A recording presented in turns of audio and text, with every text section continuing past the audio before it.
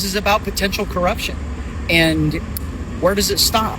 It's interesting that the entire argument is give the evidence back to the people that may be responsible for the crime. Tell me how that makes sense. If I'm investigating a murder and I find all of this evidence, do I give it back to the place where I found it because we have to be on pause or because there's a legal argument? You don't give it back to the people that you suspect may be committing the crime. And at this point, we really don't know who that may be or what it may be. Is it a person? Is it a machine? Is it an accident? Was it on purpose? We really don't know, and we were prevented from finding out because of the Attorney General. Good afternoon, good morning, good evening, wherever you are in the world watching this. Dr. Barry, London News. Now, I'm just going to have a quick chat about the Common Law Court, which was set up in 2021. It's been going since then, a long time. All volunteers, sheriff, there's deputy sheriffs, there's 22. There's 3 sheriffs elected in Victoria, but we're not getting much done because of, we don't have any money. Now, something I'd like to state straight away, we are not an alternative police service force. We're there to support the existing law enforcement agency, which is Victoria Police. We're there to help them. We've offered our help in every way, which at the moment, God knows they could do with some help because of our wonderful government has run them into the ground. Now, the reason I'm putting this little video together is to ask for a little bit of financial help. Now, I'll put a little photograph of a little video up about one of our 3 vehicles that's been painted black and white. It's to do patrols in an area. There is an act under the Volunteer Act, which we can do. It's part of the law. We can use it. But we're there as the eyes and ears of our police service, right? Which one time I was a member of the police service. I understand that. So I don't want anybody thinking we're an alternative police. We're not. We're there. The crime is completely out of control. And our little common law court can't do a great deal at the moment because we don't have an office. We don't have a place to run. We can have a committee, common law court. We can have the Earls of Court. That's the committee to set it up that runs it on the side. But we need a premises. But we need money to put these vehicles on the road that can go around an area, report what we see to the police, help them out in every way we can because, look, it's getting bad. We have One Nation coming up, and I hope if Pauline Hanson gets in, we have some chance of getting rid of what I describe, my personal opinion, as criminal politicians. Now, as far as AI is concerned, people say, oh, it's just AI rubbish, I'm sick of it. But just look at this document here. This is 3 or 4 pages. Now, if I was to start reading that out now, apart from falling asleep myself, you would too. So what I do, I put it into a sheriff or a person or AI, and they read it out and don't shoot the messenger. It's very important. It's very simple to criticize. They just listen to the information. Sometimes the lip sync is perfect and sometimes it's not, but it's the message.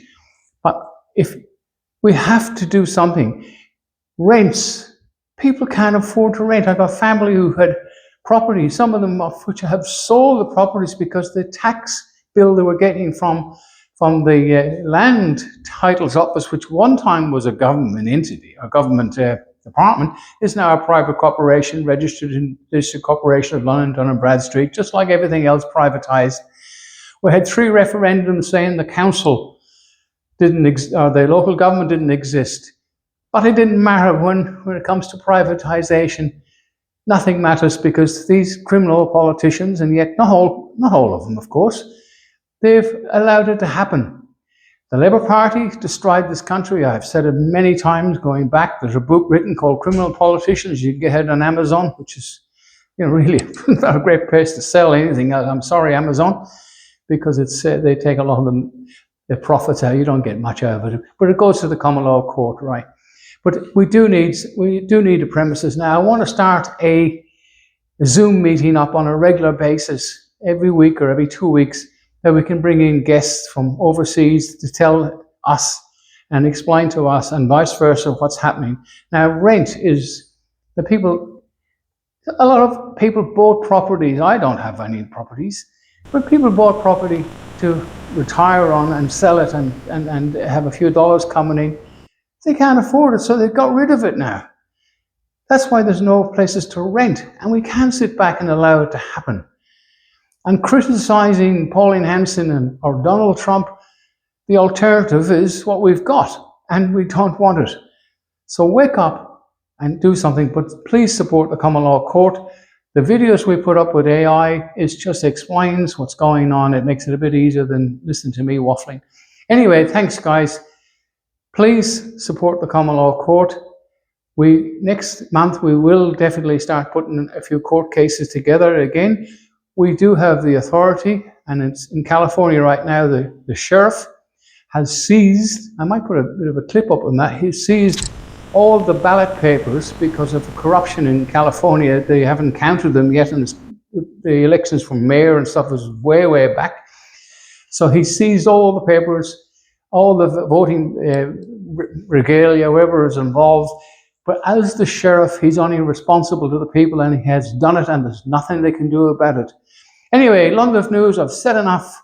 Thanks, guys. Please send us a few dollars. Get your IDs done as well. Don't use their equipment to identify yourself, apart from the bank. They have obviously very high security reasons to have a driving license, and that's great. But for everything else, use the Common Law Court ID card and say, look, I'm sorry, I'm a man or a woman. I'm not a person.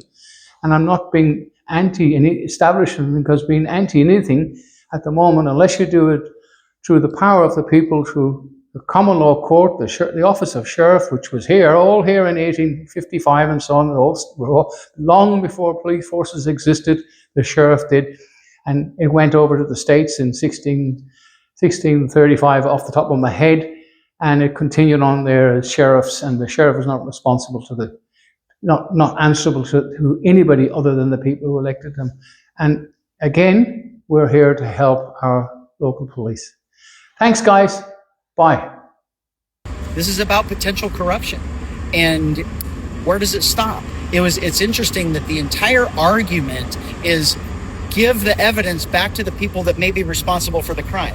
Now, tell me how that makes sense. If I'm investigating a murder and I find all of this evidence, do I give it back to the place where I found it because we have to be on pause or because there's a legal argument? You don't give it back to the people that you suspect may be committing the crime. And at this point, we really don't know who that may be or what it may be. Is it a person? Is it a machine? Is it an accident? Was it on purpose?